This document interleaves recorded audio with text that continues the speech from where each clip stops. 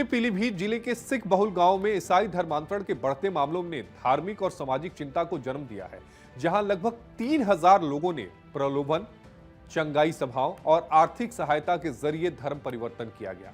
गुरुद्वारा समितियों और स्थानीय लोगों ने आरोप लगाया है कि यह सिलसिला संगठित तरीके से चल रहा है।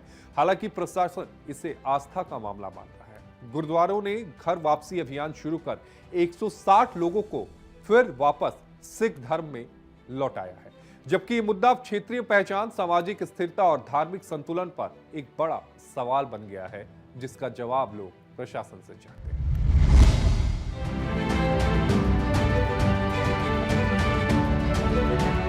उत्तर प्रदेश के तराई क्षेत्र को अक्सर छोटा पंजाब कहा जाता है, खासकर पीलीभीत जिले को, जहां बड़ी संख्या में सिख समुदाय निवास करता है। लेकिन हाल ही में ये शांत क्षेत्र एक नए विवाद और सामाजिक हलचल का केंद्र बनता जा रहा है। ये विवाद है धर्मांतरण का। पंजाब की तर्ज पर अब पीलीभीत के सिख गांव में भी ईसाई धर्म में कन्वर्जन की घटना सामने आ रही है। स्थानीय गुरुद्वारों की प्रबंधक समितियों ने इस सिख को गंभीरता से लिया है और प्रशासन से औपचारिक शिकायतें की हैं। बेला के नानक नगरी गुरुद्वारा प्रबंधक कमेटी ने पुलिस को एक पत्र सौंपते हुए आरोप लगाया कि भेला, बमनपुरी, भागीरथ, सिघाड़ा और टाटरगंज जैसे सिख बहुल गांव में लगभग 3000 सिखों ने धर्म परिवर्तन कर लिया है, जो कुल आबादी का 10% से अधिक है। इन धर्मांतरण की प्रक्रिया के पीछे जो पैटर्न उभर कर आया है वह चिंताजनक है। लोगों को बीमारियों से चंगाई, आर्थिक मदद और अन्य प्रलोभन देकर ईसाई धर्म अपनाने के लिए प्रेरित किया जा रहा है।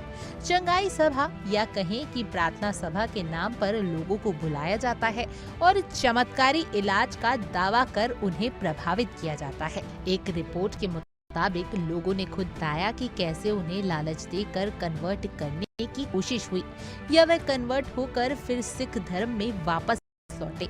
इसी शिकायत पर पुलिस ने 8 नामजद और 4 दर्जन अज्ञात लोगों पर मुकदमा दर्ज।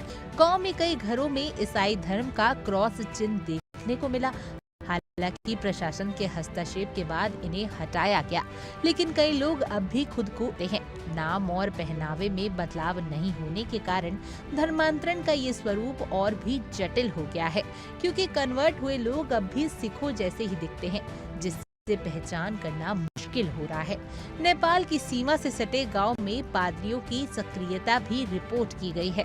जालंधर, लुधियाना और पंजाब से भी कुछ पास्टर के आने की जानकारी मिली है। ये सिलसिला कई सालों से चल रहा है, लेकिन अब जाकर इस पर गंभीर चर्चा शुरू हुई है।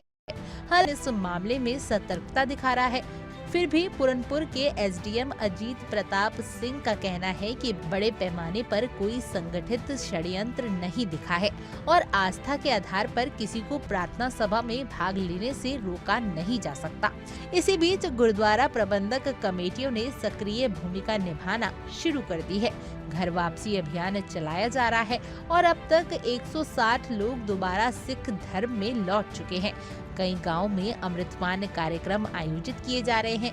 गुरुद्वारों ने उन लोगों की सूची भी सार्वजनिक की है जो सिख का कन्वर्जन करा रहे हैं। उनका खाना पानी बंद करने की अपील की जा रही है। All India Sikh Punjabi welfare counselling के प्रदेश अध्यक्ष हरपाल सिंह ने इस धर्मांतरण को गंभीर सुरक्षा खतरा बताते हुए इसे विदेशी शक्तियों के षड्यंत्र से जोड़ कर देखा। उन्होंने कहा कि शिक्षा की कमी और गरीबी इसका सबसे बड़ा कारण है। आस्था और पहचान के इस जटिल विषय पर अब तराई का ये क्षेत्र एक नए मोड़ पर खड़ा है।